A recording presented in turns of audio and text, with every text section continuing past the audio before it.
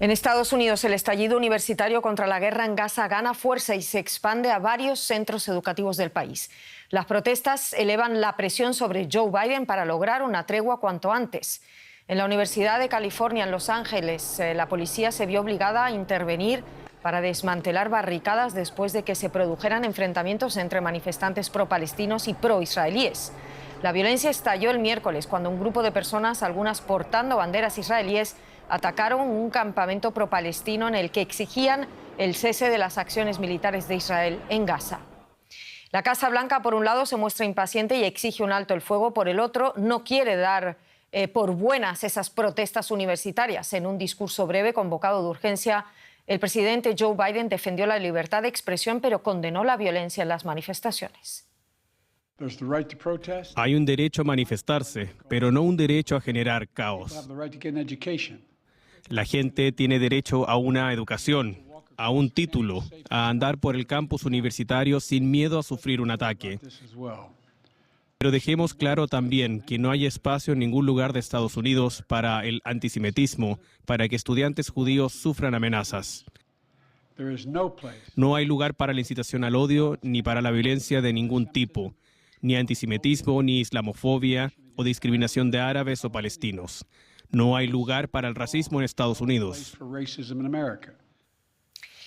El presidente estadounidense Joe Biden, los enfrentamientos en ese campus de la Universidad de Los Ángeles, la UCLA, se venían gestando ya desde el martes, cuando las autoridades, en un principio tolerantes hacia la protesta, la declararon ilegal, disparando la tensión. José Díaz Briceño en Washington. Hemos visto escenas de enfrentamientos durante toda la noche. José, hay detenidos y heridos. Acércame a la situación ahora en esa Universidad de Los Ángeles.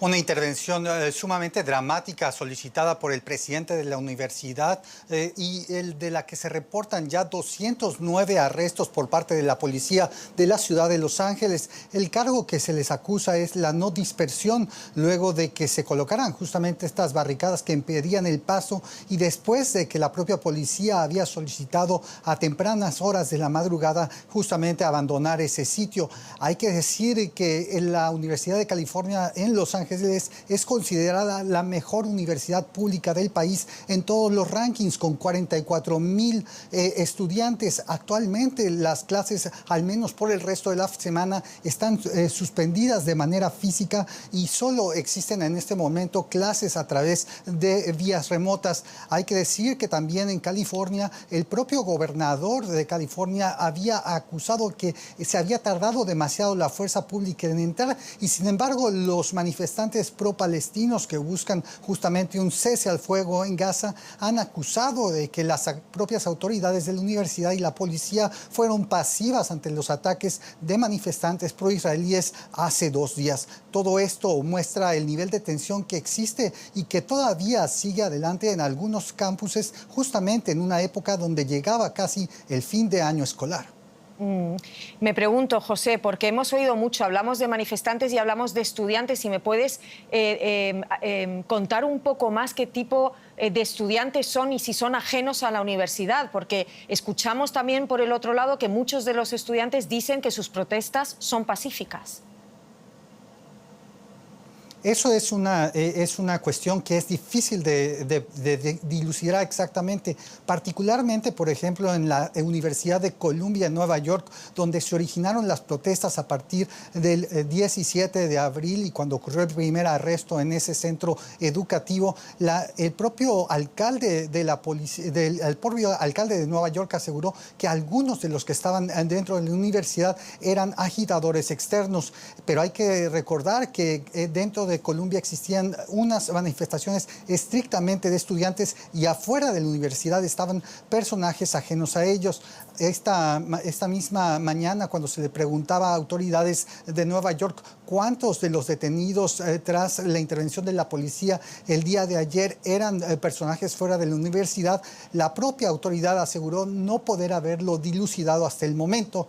En la Universidad de California en Los Ángeles, de la que hablamos sobre el desalojo esta mañana, también se ha rehusado en estos momentos a dilucidar cuántos de ellos eran personajes externos, aunque también hay dudas sobre exactamente los instigadores de la violencia de hace 2 días con banderas israelíes, si se trataban de personajes internos. Es muy difícil, pues en estos momentos, determinar cuántos de ellos pertenecían a grupos externos. Muchísimas gracias, José. Estamos en pleno año electoral. Las protestas en los campus inyectan otro elemento incendiario. Me pregunto, ¿qué importancia tiene el voto de los estudiantes, que creo que es clave, y qué repercusiones puede tener esto en las posibilidades de Joe Biden de ser reelegido? Sin duda no fue casualidad que el presidente Biden saliera hoy mismo a pronunciarse sobre las protestas en este discurso que no estaba planeado, y esto habla de la preocupación del impacto electoral que pudieran tener las protestas. Sabemos que los temas económicos son los principales en la elección hacia noviembre, donde enfrentará posiblemente a Donald Trump, el expresidente republicano, y sin embargo el impacto que pudieran tener las protestas puede venir de dos bandos. Por un lado, la desafección de los jóvenes progresistas para votar por el Partido Demócrata, pero también los moderados del Partido Demócrata que se rehúsan a apoyar las manifestaciones y que piden de alguna manera ley y orden. Es por eso que el discurso del presidente hoy fue justamente intentando balancear las dos cuestiones, diciendo hay derecho a la protesta pacífica, pero no hay derecho al caos. Muchísimas gracias por todo esto, José Díaz Briceño, en Washington. Un cordial saludo.